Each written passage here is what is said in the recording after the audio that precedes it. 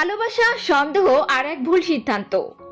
বরবাদ সিনেমার লাস্ট দৃশ্যে এমনই গল্প বলেছে যা দেখিয়ে চোখে জল এসেছে হাজারো দর্শকের।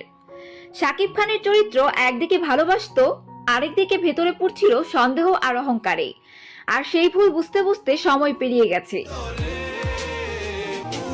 দৃশ্যের শুরুতেই শাকিব খানের চোখে দেখা যায় এক ভয়ঙ্কর সিদ্ধান্তের ছাপ। তিনি ভাবছেন, যে আমাকে ভালোবাসে না তাকে বাঁচিয়ে রেখে লাভ কি।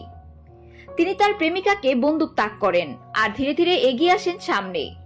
চারপাশ নীরব, প্রেমিকার চোখে শুধু বিস্ময়, ভয় নয়। শাকিব তখন ঠান্ডা গলায় বলেন, তুমি যদি আমার না হও তবে অন্য কারো হতে দেব না। সরাসরি গুলি তাক করে দেন নায়িকাকে। প্রেমিকা ধীরে ধীরে মাটিতে পড়ে যায়, তবে মরে যাওয়ার আগে সে চেয়ে থাকে শাকিবের চোখে। মুহূর্তেই বুঝতে পারে নায়িকা সত্যিই তাকে ভালোবাসতো। শাকিব তখন থমকে দাঁড়ায়, আর চোখে ধীরে ধীরে বিস্ময়, ভয় আর কষ্ট জমে ওঠে।